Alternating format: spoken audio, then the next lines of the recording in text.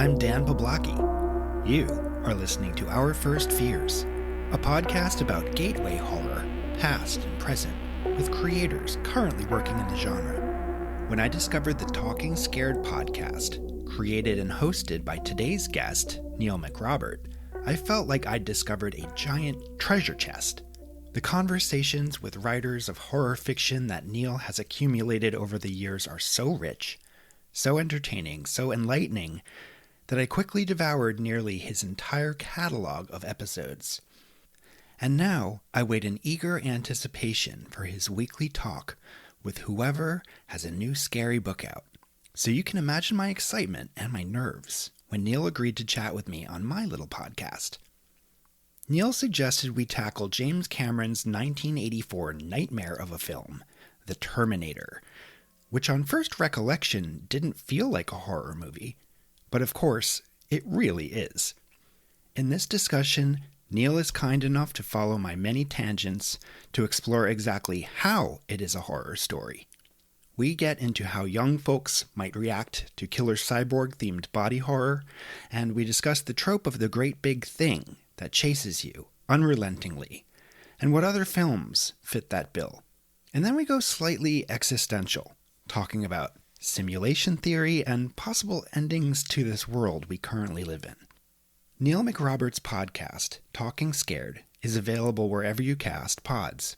Full disclosure, Talking Scared is singularly responsible for sapping my bank account and creating a mountain out of my to-be-read book pile. Neil's writings about the best horror fiction of recent years has appeared in Esquire magazine, and his two-part deep dive into Stephen King's It, with writers Ali Malinenko and Nat Cassidy, got the attention and approval from Mr. King himself. No small feat, in my opinion. The content warnings are now in the show notes, so if you like, check those out before listening. Also, lots of spoilers in this episode, not only for The Terminator, but also the endings of Frank Darabont's film The Mist, as well as Pascal Laugier's Martyrs. Yeah, we go there. Now, turn down the lights, turn up the volume, and get ready to explore Our First Fears. Hi there, Neil. How's it going? Hi, Dan. Things are fine. Things are well. I'm tired. I ran a marathon at the weekend, and I've still not recovered. Oh my god. That's right. You were the Loch Ness thing? Yeah, the Loch Ness Marathon. Me and my running club went up there in a big gang, and we ran the marathon. But I'm still kind of reeling from it. So if I slide off into absolute absurdity this evening, I apologise. It's post-marathon exhaustion. Well, I hear you. I'm fascinated that you get to live in a magical land where you can go run a marathon by Loch Ness. That's super cool, but understandable to hear that you have some exhaustion from that as well. And I have to apologize if I slide off into nonsense with this conversation too, because talking about the Terminator and AI and possible, I don't know, simulation theory or all of these other things that sort of came up as I was looking deep into this story, I kind of get confused. So, that's where I'm coming from with this one. Well, I'm very excited you said simulation theory, because I honestly didn't know you were going to say that. And for reasons that got nothing to do with the Terminator, that's my new obsession. So we can talk about that as much as you like. I have whole... Oh, good. I can get pretty nerdy on simulation theory, things to do with bloody electrons and wave particle functions. I won't go that far, but it's my new favourite obsession. Yeah, I have a cursory sort of knowledge of it. I have a friend here in the Hudson Valley who knows more, probably close to something like what you're talking about. And for me, we'll get into it. We'll get into it. But anyway, so we're talking about the Terminator today. I'm so happy to have you on the podcast. And I listen to your podcast, Talking Scared, all the time. So it's always surreal to have a conversation with you, because I feel like you're a voice in my ear that should be talking to other people, but now you're responding to me. So it's a little surreal.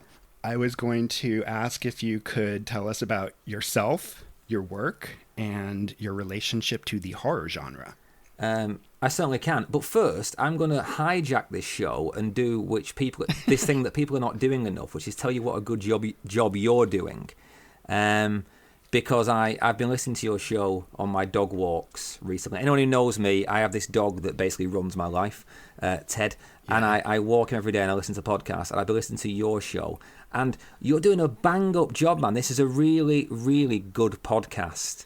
Like, it's a great... Oh, thank you. No, you've got a great hook. You've got a great idea.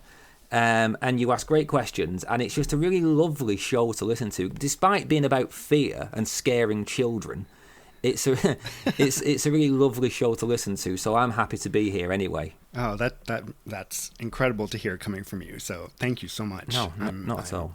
It's, I'm trying hard, but... I'm learning as I go as well. Well, you're doing great. And that's how I started. I just picked up a mic and said, Paul Tremblay, please speak to me, and look where we are now. So it's fine. Right. So briefly, what was the question? My relationship to horror. So tell us about yourself, your work, and your relationship to the horror genre. Okay, so I am Neil McRobert. I am obviously English. You can hear by my accent, but I'm not the Mr. Darcy kind of English. I'm the northern yokel kind of English. I live in the middle of the moors in the north of England, not that far. I could probably walk to the place where the Brontes grew up. I could go to Wuthering Heights tomorrow, the real location. And I love horror. I've got a background in horror. I used to be in academia. I did a doctorate in horror. I've been obsessed by it all my life. I've got a very macabre imagination, and I run a podcast called Talking Scared, where I speak to like luminaries from the horror world, mostly writers. I've had, Margaret Atwood on the show, Paul Tremblay, Stephen Graham Jones. I had Stephen King recently, which was an absolute Rubicon to cross. That was something else. It was awesome. But I also get the occasional filmmaker or other podcasts on the show. So yeah, I just talk to the who's who's of horror. But my relationship to horror, I would say, is that largely I'm a parasite, because I just feast on the talent and creativity of other people like you who actually write books rather than just talking about them. I know that you're also a writer, and having listened to your show, I know that you and spoken to you about projects you're working on. I do hope you're continuing along that path as well. Do you want to talk about that, or should we move on? No, projects that I claim to be working on. So if anyone knows me, they've heard this story ad nauseum. But basically, I quit my job as a kind of office drone during the pandemic to try and write a novel, because I have a wife who has worked very hard to be able to pay for our lives with her wage. So I became the absolute token like baggage of the marriage. And I quit to try and finally write a novel, and I wrote 60,000 words of 2 different novels with no idea how to take them any further. And then I started a podcast, which has just taken over my life. So I need to get back to writing the novel, but there's always something else, because now I write for Esquire and I write for The Guardian and Elle and other. That's right. So there's always something to do, right? And when you've got a finite goal where it's like, right, deadline by Friday, it's always easier to do that than to do the sprawling thing where there is no end in sight. So I haven't touched my fiction in over a year. Need to get back to it. But I am hopefully going to work on a non-fiction book that is related to Talking Scared, the podcast. So maybe that's a middle ground to segue me back into fiction. Maybe. There you go. Hopefully. I can't wait for that. The other question that I'm asking all of the guests is, do you remember the first time you ever felt frightened? Right, I'm really glad that I've been listening to your show, because that is a hell of a question to ask somebody if they're not prepared for it. You know what I mean? Because I know. As we'll reveal, it could bring up. I mean, I'm just waiting, and I hope it doesn't happen. I'm waiting for somebody to be like, yeah, this horrible thing happened to me. Yeah, well, I ask people on my show, don't know what truly scares you, and sometimes people say things like, you just say the most horrible things, and it's the end of the conversation. I have to go, okay, goodbye. At least you ask it at the start so you can redeem yourself. But no, I'm a very frightened man. I'm a neurotic of all kinds. So I'm a hypochondriac. I watch horror films and think they're real for like 3 days. I'm a highly functioning, like, mentally ill person, basically. And I'm really not making light of it. I'm not making light of people who have mental illness. I have serious anxieties, so I'm frightened all the time.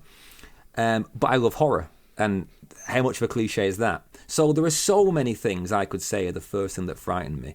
I remember, and I'm not quite sure which is first. I remember being in my grandma's house, and an older friend, like a sort of like cousin, yelled at me, "Freddy Krueger is behind you." And I remember this drop in my stomach, this terror that I'd never felt before.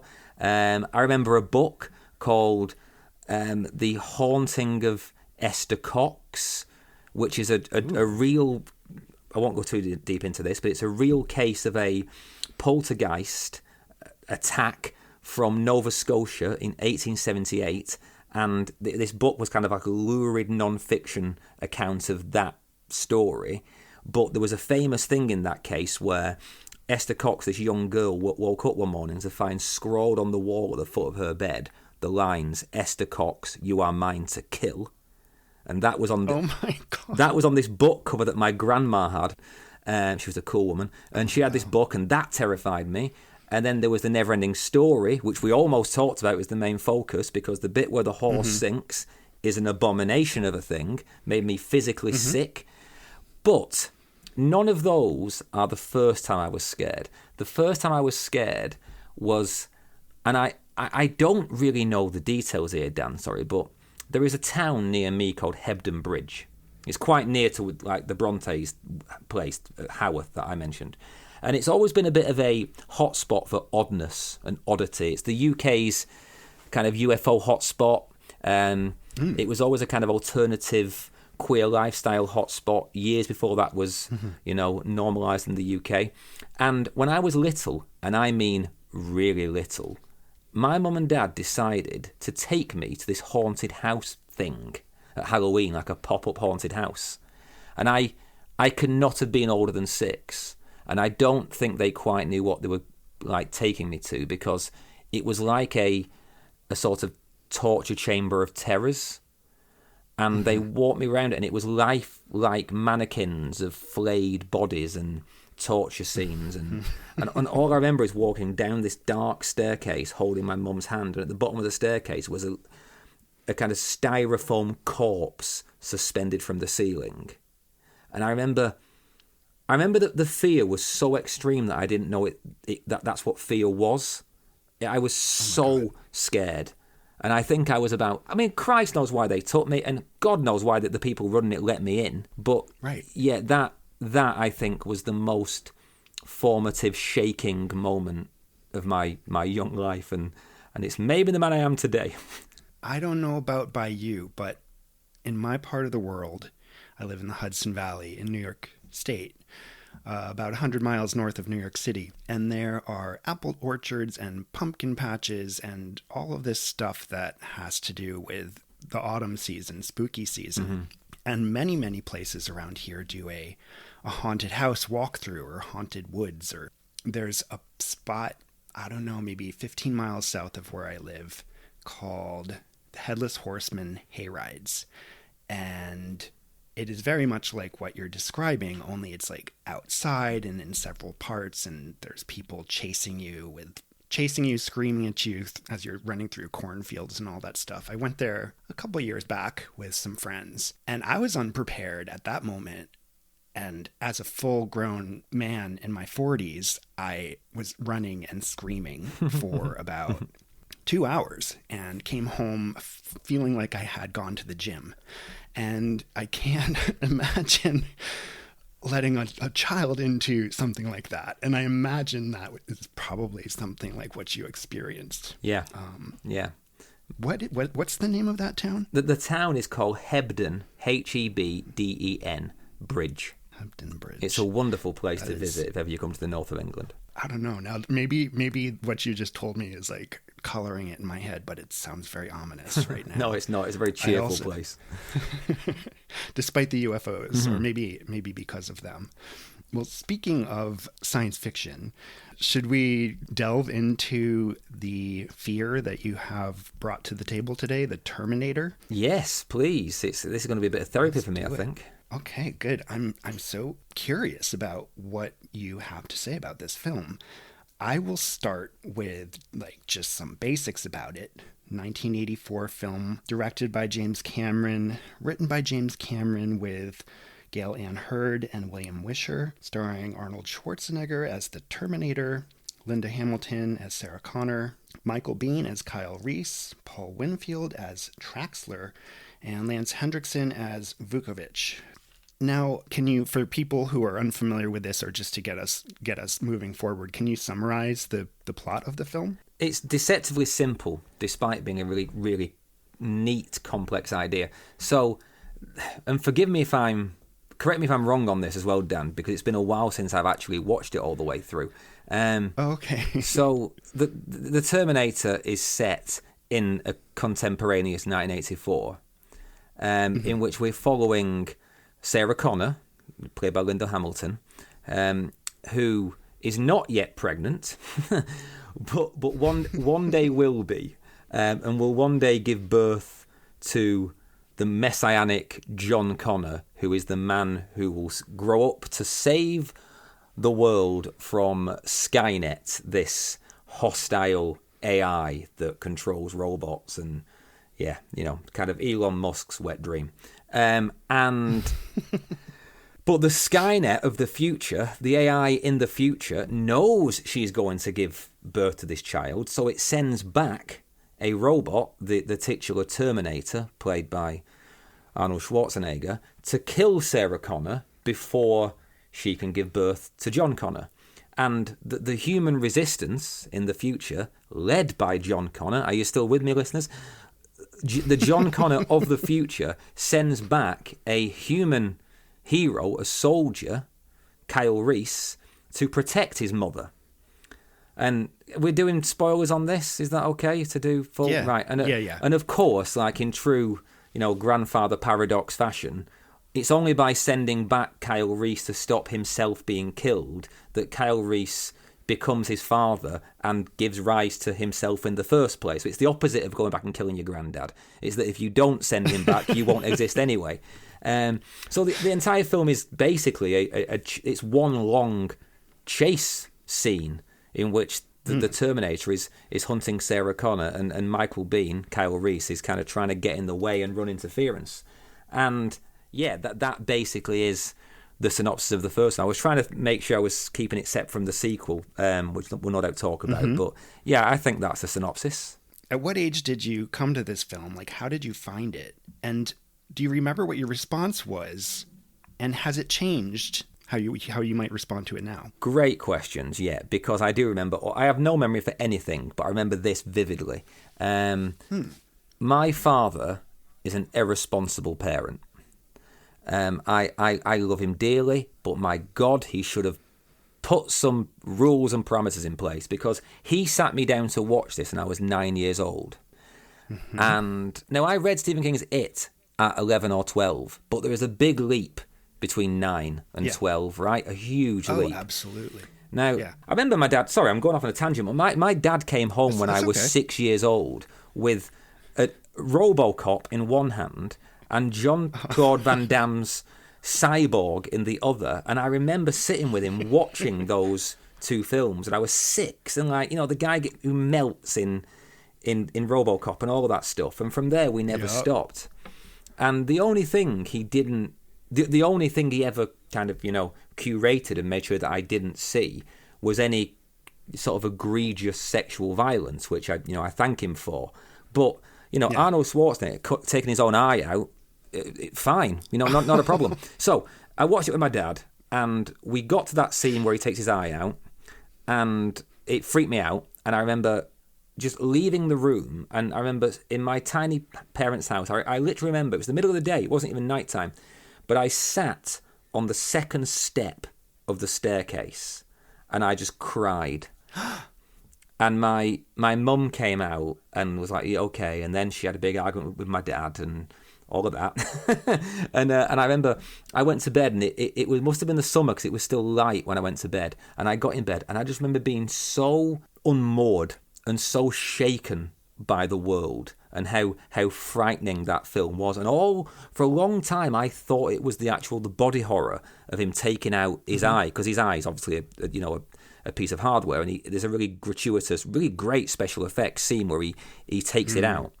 And for a long time in my memory, I remember being scared on a kind of visceral body horror level. But I've done quite a lot of soul searching about why I am so scared of certain tropes in horror films, and it all comes back to the Terminator. So we can talk about that whenever you want, but I don't want to talk for too long. I didn't even think about that aspect of it. As I was rewatching the film last night, I was thinking what might have been scary to a young me was the intensity of the nonstop chase.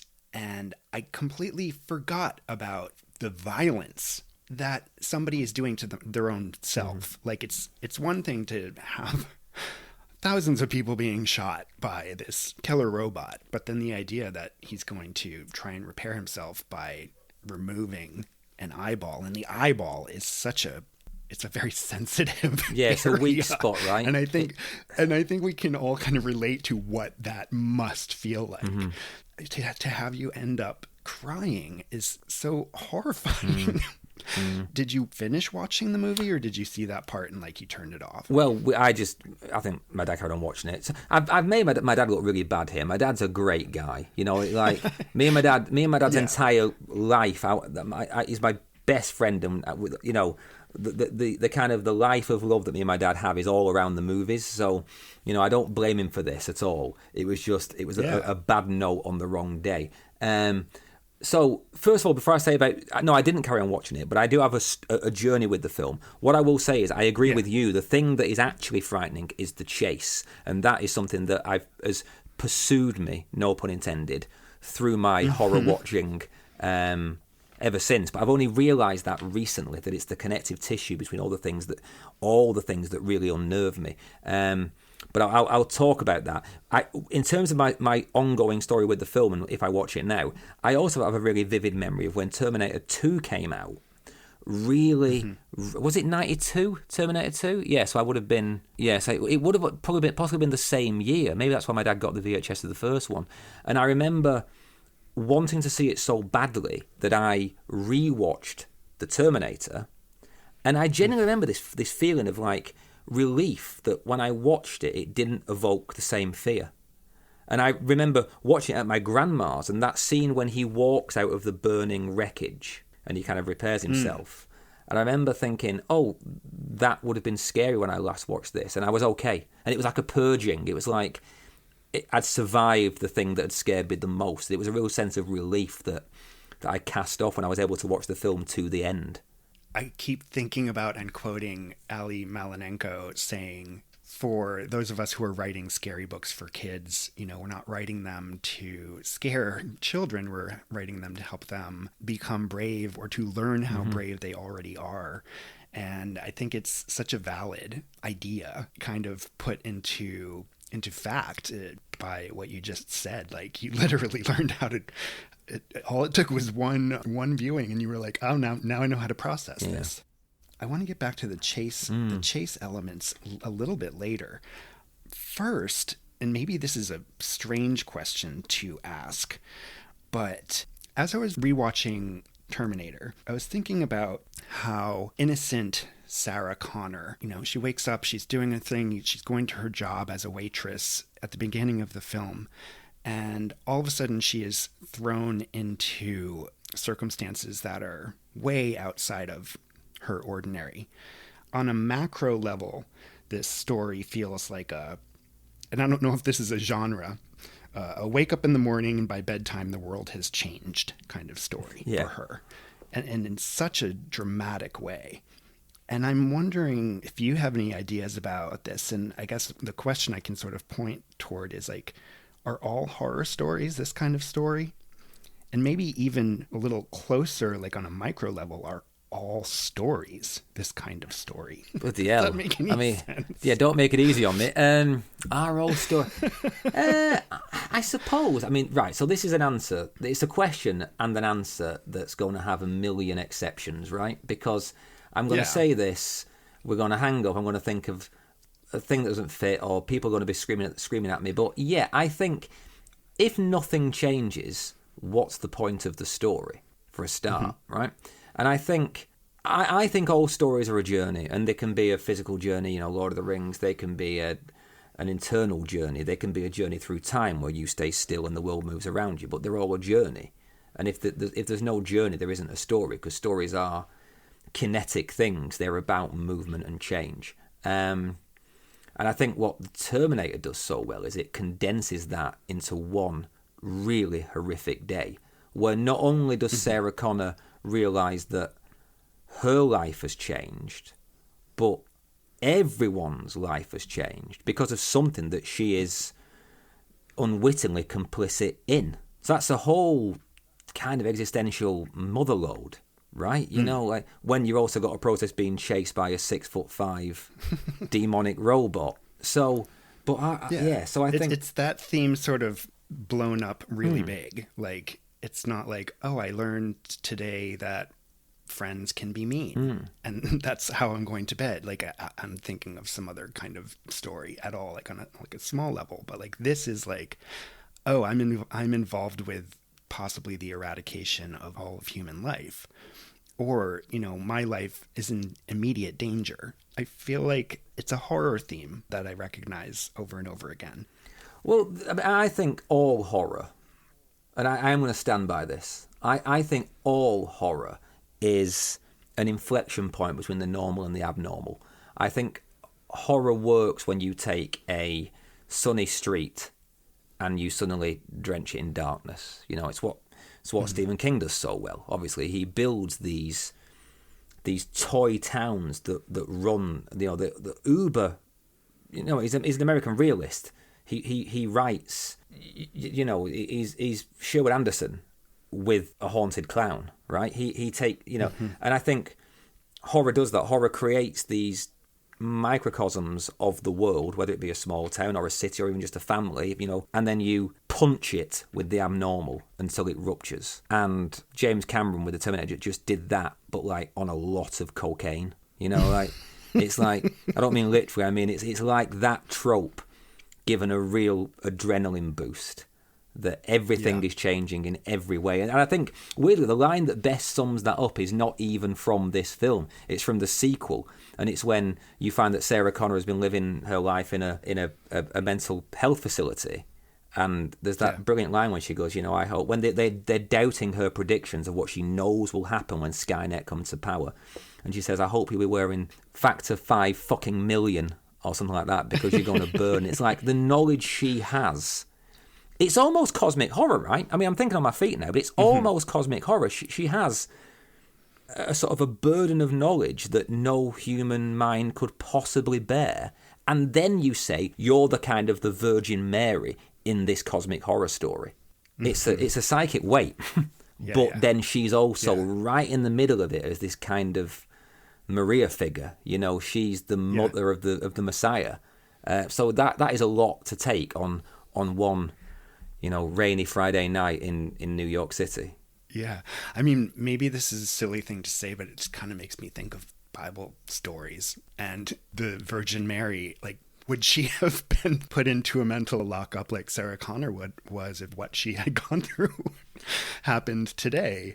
I have wondered about that, because this book has this film, it is quite biblical, right? It's two figures fighting over the fate of humanity with we have no reason to think that Sarah Connor is a virgin or otherwise, but, you know, she basically plays the pure female figure who is in the middle of this conflict. For all intents and purposes, Kyle Reese is a kind of angelic figure. He comes from some other plane, just the future, you know, pursued by this devilish, demonic thing. And it's quite hard not to see that, at least the rough shape of the biblical stuff in there. Yeah, I didn't even think about that. But it makes a lot of sense. I have a note written here that sort of also kind of touches on a biblical theme in the idea of science fiction authors as prophets. I think I'm not the first person to say that. I believe there's even a television show, a documentary series about the different filmmakers and writers of science fiction actually predicting the future. And the idea of AI back in 1984, when James Cameron had this dream, supposedly the story is based on a dream that he had of a robot crawling across a floor with holding some knives, despite the fact that Harlan Ellison claimed that he stole it from an episode of Outer Limits. I think it's an interesting thing that science fiction writers, and often sometimes horror writers, can do as well, like taking an idea and fleshing it out to a logical conclusion. I don't know if you've ever read Parable of the Sower by Octavia Butler. No, I haven't. I really should, but I haven't read it. I read that a couple of years ago. Talk about writers as prophets, like what she was talking about, and I believe she wrote it in the early 90s. It was everything that was happening in 2020, this sort of dystopian future, and it was really unsettling how much she got right. And I wonder, now my fears as an adult, and maybe as a kid watching this movie, thinking about the end of the world, the political climate in the 1980s was very fraught with Cold War tensions, nuclear tensions, and all that stuff. But the idea of AI becoming sentient and a thing called Skynet, I think it's scary for me as an adult now to think about the idea that with what we have going on in AI technology, is it inevitable that a Skynet will come into being? Do you think? Yeah. So the AI thing, right. So it's a weird thing, isn't it? Because if you're a creative, obviously AI is the big evil. And I'm not going to, sorry, that sounds it sounds like I'm going to defend AI and I'm not. But there is that element. Then you've got, people saying it could really help, with medicine, without putting people out of jobs. And some people saying it could be a key thing in the fight back against climate change, although I don't fully understand that, considering what it takes to power the servers, Exactly. And it feels like, just like Kyle Reese in the Terminator, it feels like all of the conversation is either entirely for or entirely against AI. And I feel like what's probably going to happen is we're going to have to find some kind of accommodation with this thing. Although it's frightening to talk about us finding accommodation with it, because we've made it, so surely we should put it where we want it. So the fact that we're already talking about accommodating it means it's got more power than we're comfortable with. Do you know what I mean? Yeah. But I do feel like it's just like it's all the journalism is being written in really B-movie terms. It's going to take all your jobs. It's going to kill us. It's going to take over a nuke. All these these tech bros who I just wish would just fuck off. Saying how it's going to all these wonderful things, and clearly it's going to be like every technology. It's going to be something in the middle. But the only frightening thing is, with every technology where I say it's been something in the middle, it's been something in the middle because of how we've chosen to use it. Whereas AI, I think the big difference is it might choose how it uses us. And that's where I think the game changes. But the funny thing is that all of this conversation between anyone in our generation, all of this conversation is taking place against a backdrop of Judgment Day and Skynet. None of us are really thinking about lines of code.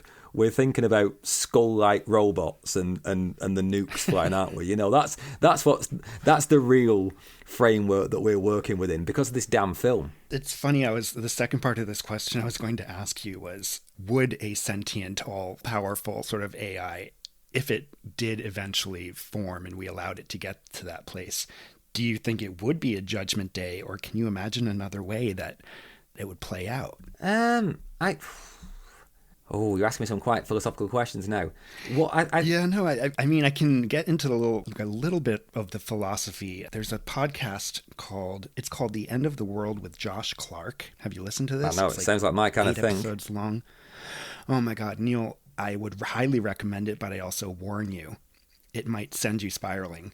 Basically, Josh Clark is talking about all of the different ways that literally the world could end. And one of them, he talks about AI. And there has been, and I didn't write down the writer or the philosopher's name, but like almost a thought experiment that takes the idea of a sentient AI working for a paperclip corporation who is trying to find the cheapest, most efficient ways to make paperclips, the most paperclips in the least amount of time. And it sort of makes a leap over to realizing that humans might not be the most efficient paperclip factory workers. It somehow creates nanobots. It goes as far as reconstituting atoms and all of these things and basically turning the world into a giant paperclip. As silly as that sounds. But it's only one small part of this podcast episode that gets into some really deep, dark things. And so that's one way the world could end by some sentient AI thing. But can you imagine, I guess going back to that question I just asked you, what other ways can you imagine it playing out? So I don't know enough about it, if I'm honest. And I think a lot of people pretend they do and they don't, right? But I have no concept of how far along the path we are, really. Because you just read such, really, as I said, just like at either end of the spectrum discussions of this, and there seems to be no moderate conversation about it. So I don't know where we are. All I will say is, you know the whole thing about why Stephen Hawking thinks we shouldn't have gone looking for aliens, because at no point in our history has a powerful civilization met a less powerful civilization without the destruction of the less powerful civilization. That was Hawking's thing. I kind of feel if we extrapolate from our behavior, which is all we can do because we have no concept of machine thinking. So if we extrapolate from what we know about human nature, then it seems obvious to me that if something is suddenly given the keys to the car, it will take over and not care about us. I don't get what incentive there would be for this thing, if it is so powerful, to care about our feelings or our lives. But that's just a thought experiment extrapolated from a very human way of thinking, which may not even apply to the way that this thing thinks, if indeed it ever does think, because I'm not sure that's ever going to actually happen. I think it may just be larger and larger data sets, and then it's about... I might just reach out to you every now and again and ask you to remind me of what you just said, because I think I need to hear that, because my mind goes to Judgment Day. If I had to guess, and it's based on nothing at all but a hunch, so what the hell does that matter? Because I'm just a guy who reads books for a living.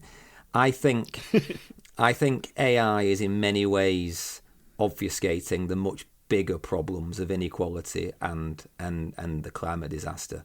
I think those things are far scarier to me than AI. But then again, I work in a privileged position where a machine's probably not going to take my job and my livelihood, so it's very easy for me to say that, you know.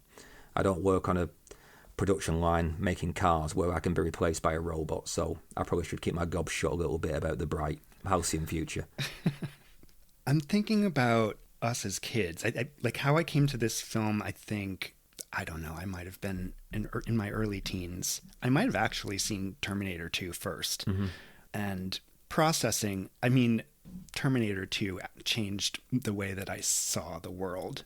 You know, I think ultimately it was the scene where Sarah Connor is having the daydream or the dream of watching the bomb fall, which is one of the most horrifying things I think I've ever seen on screen. Yeah. And I think back to growing up. Like, I was a young kid in the mid 80s and went to high school in the 90s. But, you know, like what I said with the Cold War fears, and part of the conversation that I had with Laura Senf about The House with the Clock in Its Walls, she was talking about how when she was young, she built a bomb shelter under her bed.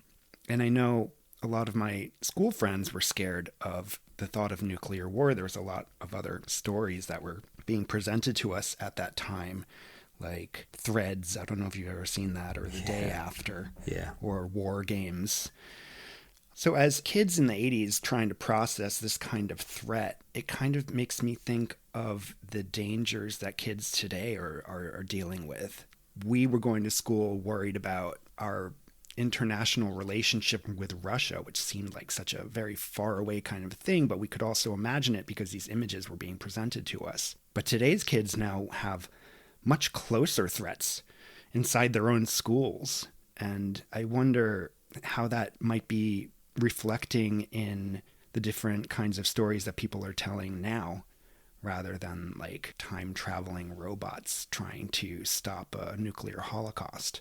Do you have any thoughts about that? Well, I think it's very different for you than me, Dan, because I think, the American gun situation creates a very different reality. That's true. I'm not here to start throwing out about different countries, because by God do we have our own problems, but we look at that from over here. Even the most far-right fringe crazy person in the UK kind of looks at the gun situation in America and is just like, what?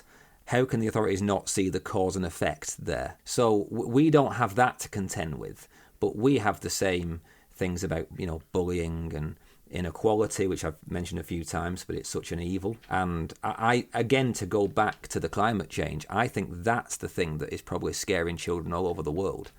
Because when I speak to my friends who've got kids now who are like 10, 11, they're coming home in tears because they've learned about something in geography class or science class, and they literally think the world's ending, And I think that's, if anything... That points to the same exact thing, yeah. Yeah, that's an even bigger... Well, no, is it bigger? It's not bigger than nuclear war, I suppose, but it's as big as, right? It's just a slower version of the same thing. Oh, sure. That the world becomes uninhabitable. So I think that maybe what's actually happened is, in the 80s, there were all these grandiose fears, and then we had 20 years of perhaps more quotidian fears, and now we're going back to the cosmic and grandiose again. I think that may be the trajectory. I wonder if it is being or will be reflected in this kind of chase format that Terminator does. It's almost a slasher, but this idea of an unrelenting pursuit. I think we've already got It Follows, which kind of feels like a supernatural Terminator movie. Yeah. Even way back, Steven Spielberg's first television movie. Yeah. Duel. Yeah. Kind of feels that way as well. And at least the second half of Jaws, there's these pursuit tropes that I think are very, very scary. Well, let me, if you don't mind, let me tell you why I came to the table with Terminator today. Because it's about the chase. And it's about exactly what you said. It's about the fact that you are being pursued by this remorseless thing that is coming for you, right? And there is no earthly, spiritual, or institutional power that will stop it or that it will pay attention to. And I only realised recently that is a connective tissue between lots and lots of films and stories that I find almost unbearable to watch. So I've said many times on my own show, I really struggle with things to do with sort of demonic attack or curses. So The Ring, for example. Now, of course, you can avert the worst in The Ring by making a sacrifice, but it's a similar sort of premise. You do something, and at the point you've done it, you're screwed. Drag Me to Hell is kind of the same, although it's quite funny, but it's so right. Yes, you're so right. And there's something about the idea of like, before you even know you're in trouble, you're done. And you mentioned a few films there. It Follows definitely is one that I would think lives in the shadow of the Terminator. Jaws, but the one for me that, and I've never seen anybody make this connection, but for me it's so obvious, Jeepers Creepers. Now, I know the director, Victor Salva, is beyond problematic. We don't need to talk about any of that, except the fact that I didn't know he played the Creeper, which makes the whole thing good. Oh. Yeah, I didn't know that, and it makes it a whole lot more chilling when you know that. I'm not going to go into Victor Salva. If you want to know, Google him. But that film, I watched it years ago. Well, must be over 20 years ago now, with my then girlfriend. And we were driving home, and there was a car behind us, and it followed all the way home. and I was terrified. And I remember thinking, like, why? That film isn't scary enough to be this disturbing. It's a big popcorn movie. But it's the same basic film as The Terminator. It's about people who are being pursued by something which is not going to stop. Yeah. And there's even an almost shot-for-shot scene in a police station where, just like Schwarzenegger, I'll be back, and comes in with the Uzi or whatever, the helicopter gun, the creeper goes through the police station like a knife through butter. And those two scenes serve to really drive home the fact that the rules of society, the infrastructure, is not going to save you. You can be in a room full of people. This thing is still going to kill you. And I just find that entire concept of remorseless pursuit, it's at the core of everything that frightens me. There is something inherently scary about the great, big, inevitable thing that just seems unkillable. And there's also the whole thing about the uncanny valley, because Arnie is so well cast. You know they were going to cast O.J. Simpson. Are you going to tell the listeners why they didn't cast him? Yeah, because he was too nice, supposedly. Which, Jesus. Yeah, who knew? Yeah. But Schwarzenegger's perfect because he doesn't look human in the way that, most of us common folk do. He is something beyond the norm, and he has that deadpan face and his almost square face and just the muscles and the impassive face. And the voice is kind of other, right? Because he's speaking English, but there is a sort of mechanical aspect to his voice. And he's so perfectly cast. It's not hard at all to believe that he's not human in that film. And supposedly he said to James Cameron, the reason he got cast is he said this thing to Cameron that said, whoever you get to play this person should not act like a machine. They should be a machine. And that's why Cameron cast him, because that's got to the heart of the philosophy. So yes, I think that's an element of why it's so scary. But for me, it wouldn't matter what was chasing Sarah Connor. It's the fact that it's never going to stop it, and it doesn't care about your petty human morality. It's interesting in the sequel, John Connor, played by Eddie Furlong, sort of has to teach a new version, a new iteration of the Terminator who's come back to protect him from another threat, this time the T-1000 made out of liquid metal. There is a scene that kind of shocked me with Eddie Furlong and Arnold Schwarzenegger where they're sort of first vibing and learning about each other. And Eddie Furlong's character, John, realizes that the Terminator has to follow his orders. Yeah. And these young men come over because Eddie's been screaming and yelling at the Terminator. He wants to go find his mom, but the Terminator won't let him. And these good-intentioned Good Samaritans come over, and Arnold Schwarzenegger basically beats the hell out of them, breaks their hands and all this stuff, and almost shoots one of them in the head. And, Eddie Furlong has to say, you cannot kill people. You can't do that. And for the rest of the movie, that's kind of a theme about reteaching this thing, a self-learning kind of thing, as Arnold sort of describes himself. He's like, I can learn to be human the more that I spend time around humans. But the idea that it's just not part of his nature, that he wouldn't even flinch at shooting a Good Samaritan in the head, or even the fact that these people were trying to help this kid in the first place. There's something very disturbing about that idea to me as well. Well, what's creepy about that scene, if I remember it rightly, is that Edward Furlong almost creates the conflict. That when they come over, he kind of golds the Terminator into reacting. Yes. And then realizes it's going to go too far. And that weirdly to me feels like a hangover from the 80s. It feels like, that 80s action movie, that sort of idea of, I've got a really good toy here, and therefore I'm more powerful than you.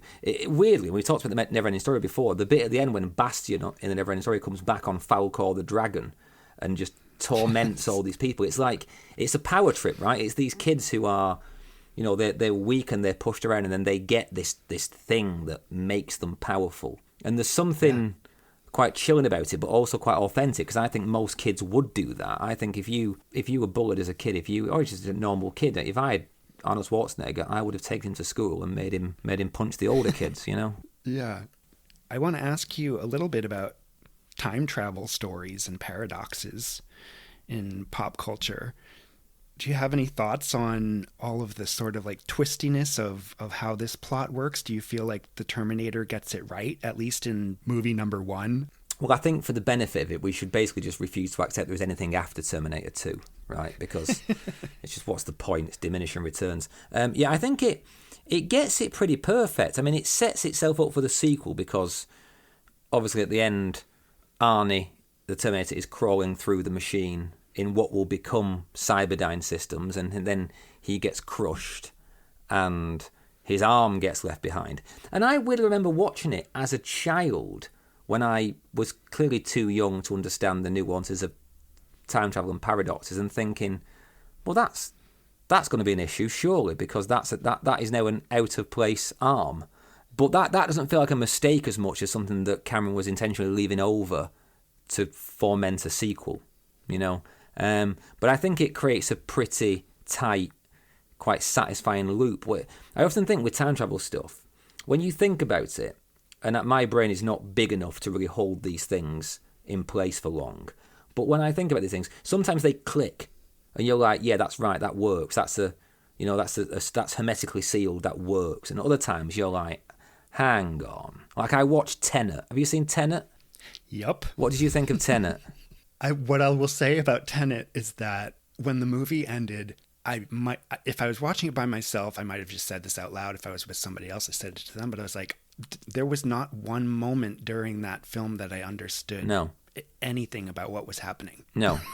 It gave me almost close to an anxiety attack because I was so obsessed with trying to work out what was happening that I overtaxed my brain in the cinema, and I was like, I felt like my brain wasn't working because I couldn't figure out. And halfway through I was like, there are buildings falling up and going down and I don't need to, it's nonsense. So I hated it because it didn't click. It didn't just go like click into place, whereas the Terminator does.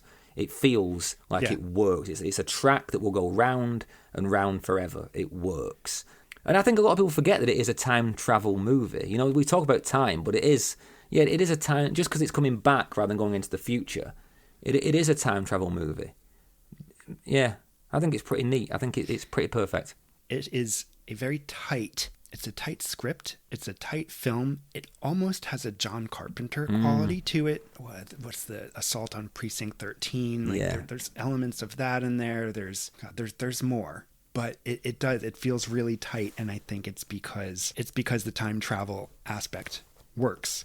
And I feel like for a film that is this lean, you can't have any wishy-washy fat left over that can't be explained. Like everything is sort of revealed piece by piece by piece exactly where it needs to be revealed. How the time travel element is revealed to Sarah happens at exactly the right moment after a bunch of action, and we're kind of confused. We want an answer and then we get it. And I think he does that. He does it just right.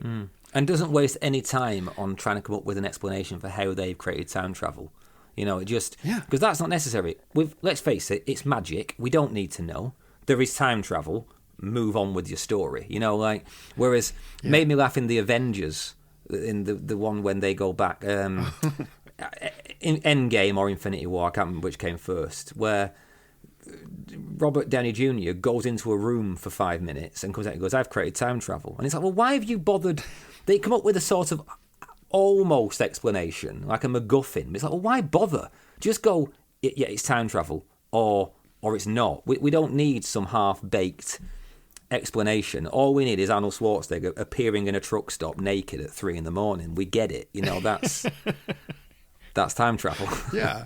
That is perfect, and that scene is incredible. The time travel thing sort of brings me to another idea that we had mentioned earlier, and that was simulation theory. This was something that I thought about the other night and almost gave myself a bit of a panic attack as I was sort of coming around to it.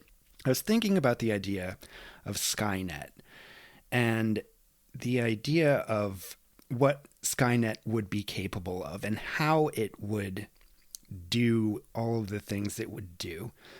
And one of the things was it must have a way to have played out multiple or infinite scenarios of what could happen in terms of sending the Terminator back after John Connor, like John Connor being the target, rather than somebody else. Is like, Skynet must be capable of creating these infinite scenarios so that there's no chance ever that the humans survive.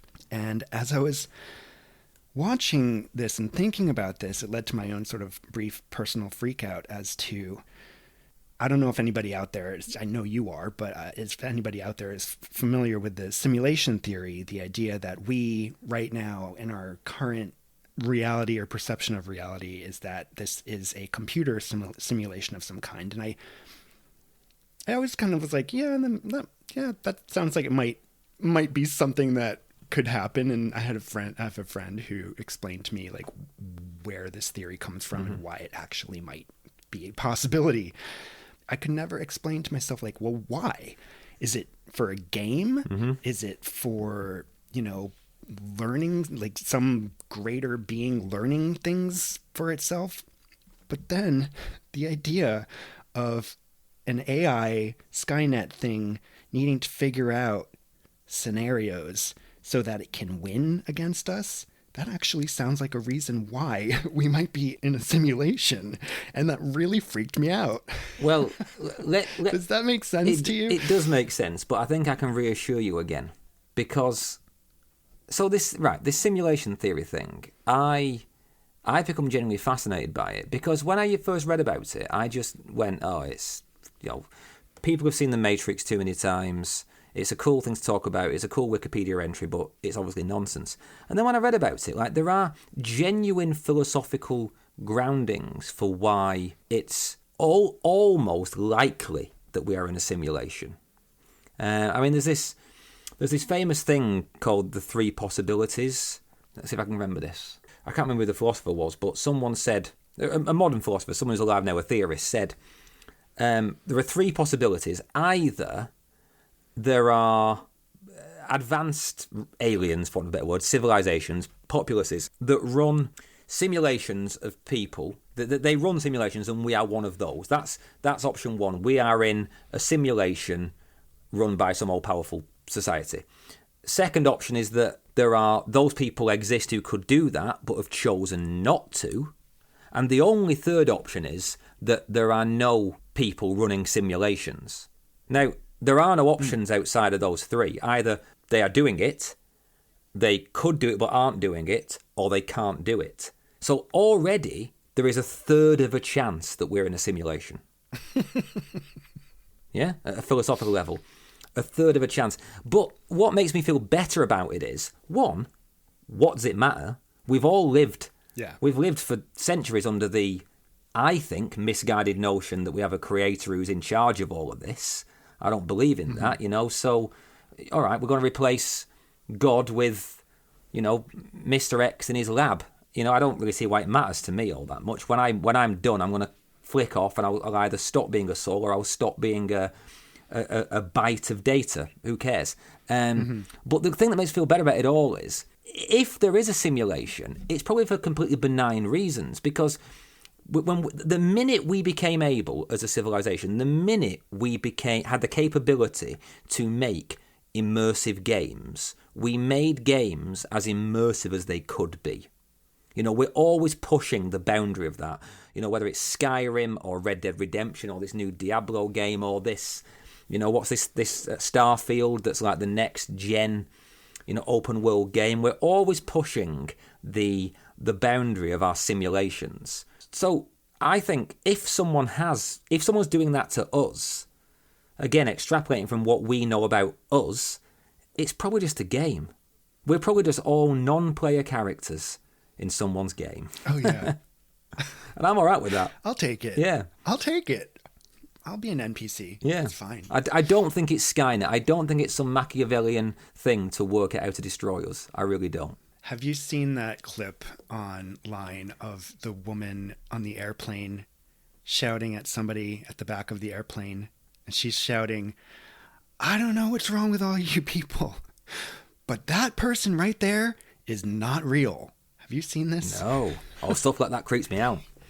What person? Yeah, a person it's she really can creepy. see and they can't see, or someone who they all can see? The camera does not flash back to who she's pointing at. It simply stays put on her. So we don't know, as the viewer, like what she's talking about. And I don't know. I have to look a little bit deeper into the circumstances of this viral video. But supposedly for a while, like people couldn't track her down. Oh. And when they did find her, and she came on to apologize for what she did, supposedly it doesn't even look like the same person. Like she doesn't look like the person in the video. I think we should just stop the internet. Just stop it. Yes, unplug it. But yeah, there's some scary ideas floating around out there.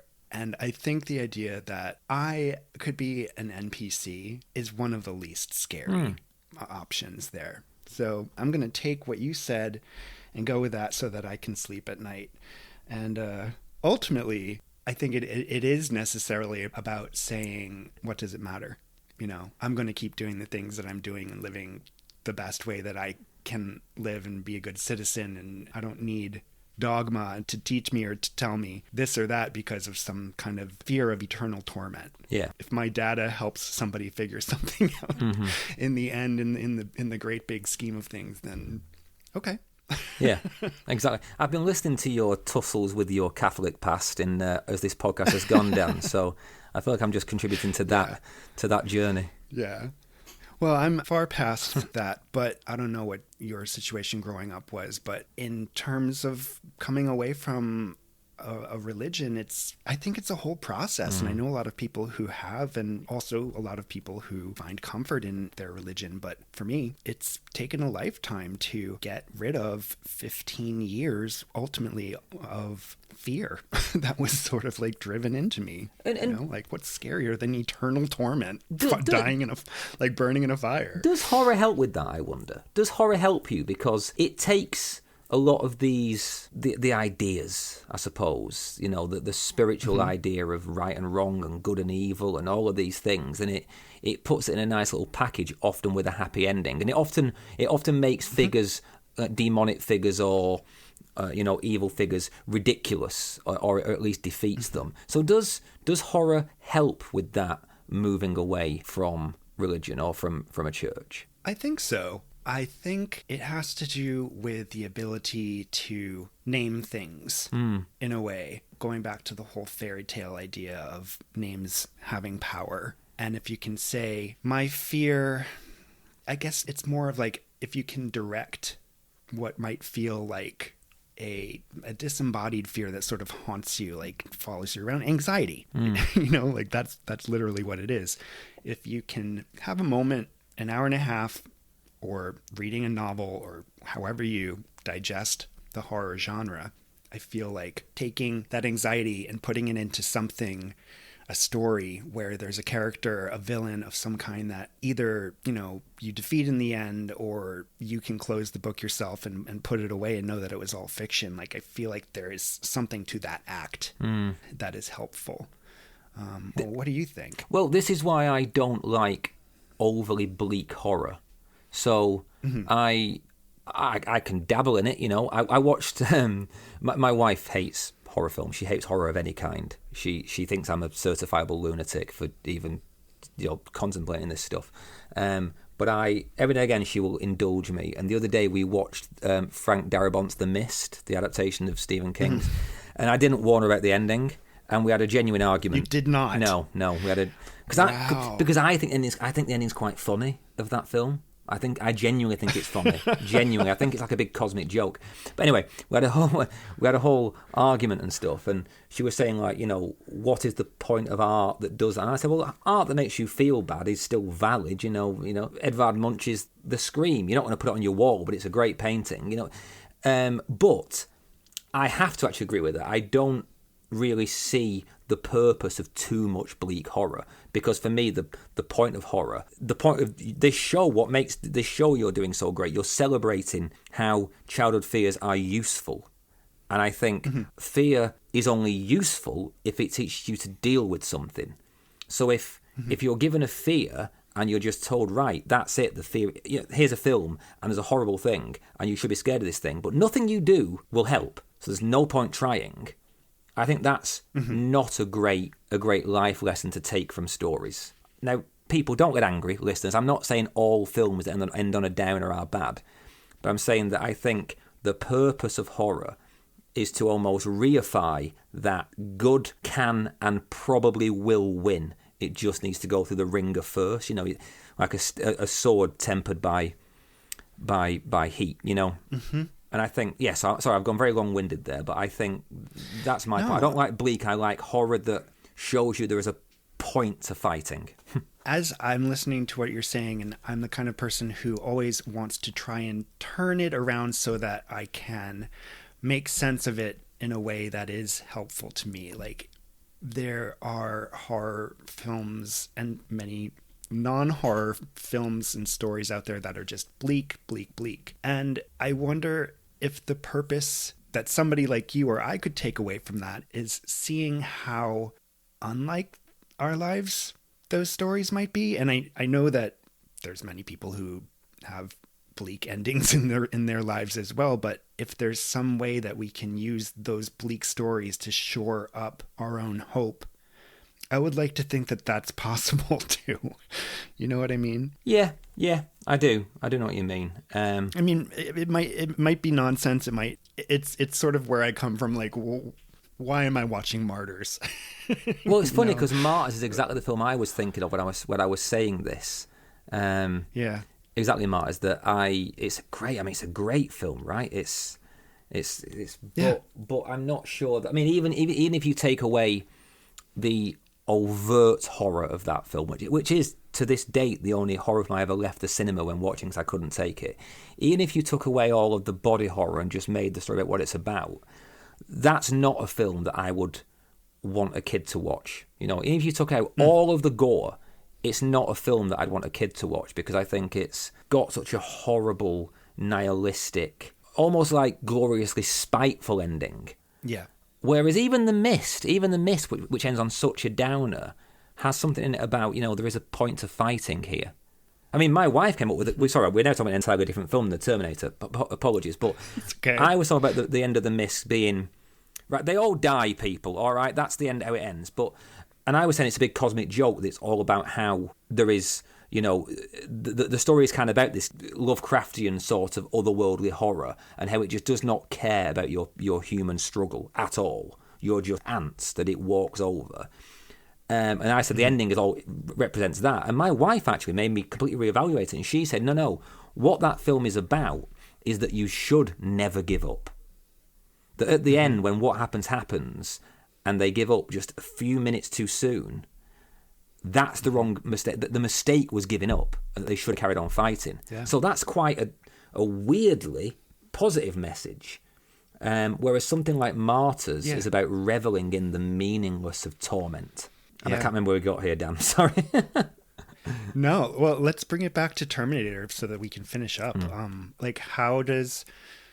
I think that the ending of Terminator 1 is really lovely in that it comes back to that photograph that the little boy at the gas station takes of Sarah after she has survived and she's lost Kyle and, she's going on her journey. She's leaving voice messages or recordings for her unborn child. I think there's something really lovely about the way that she gets hold of the Polaroid picture that does end up in the future inspiring Kyle to kind of fall in love with her. Yeah.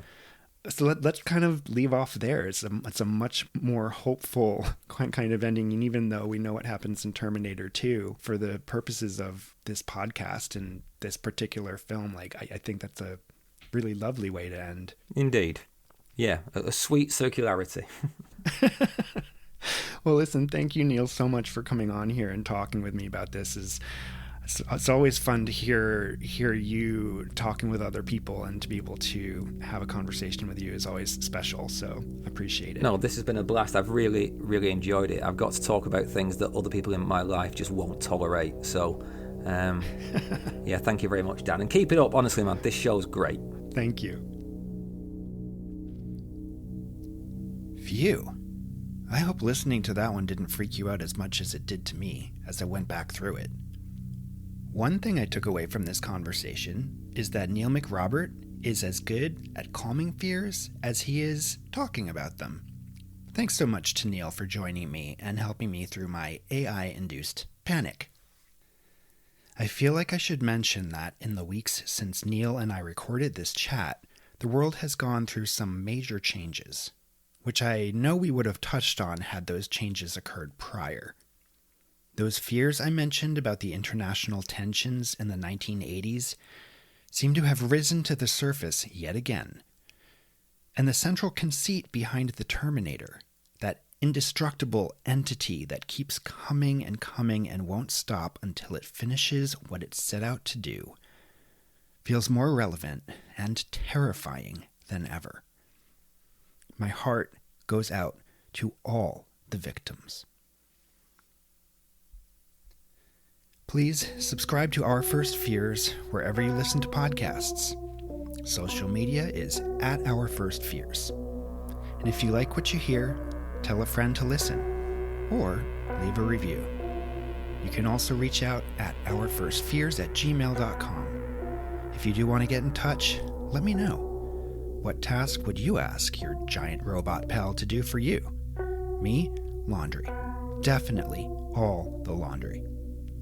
Thanks again for your precious time. I'm Dan Poblocki, wishing you sweet dreams and pleasant nightmares.